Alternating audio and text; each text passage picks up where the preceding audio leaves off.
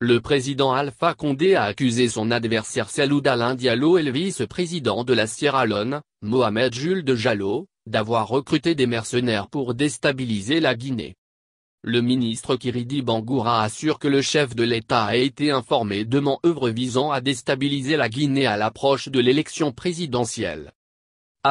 Les relations entre États voisins sont codifiées par le droit international, mais aussi par les usages de bon voisinage.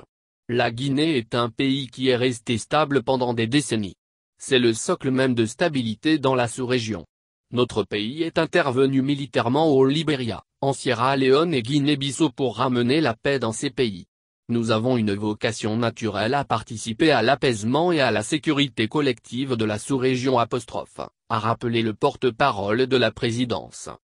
Dans On refait le monde, il a révélé qu'il y a des faits graves qui se sont produits en Sierra Leone, à Gambia plus précisément dans le secteur de Maboé, dans un hôtel dont la construction est à peine finie, où régulièrement les gens se réunissent, des Guinéens et des Sierra Léonais pour planifier des actions qui peuvent toucher à l'ordre public et à la sécurité publique en Guinée.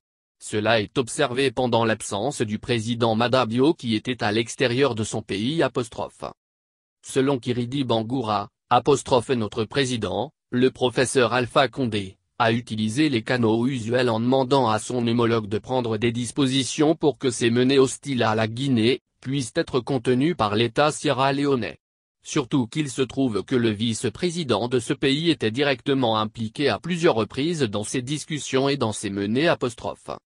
Le président a pris une certaine mesure pour appeler son homologue pour lui en parler, et lui demander de l'aide en disant nos pays n'ont pas besoin de cela, nous rentrons en campagne électorale, il y a des alertes qui viennent de votre pays, prenez des dispositions.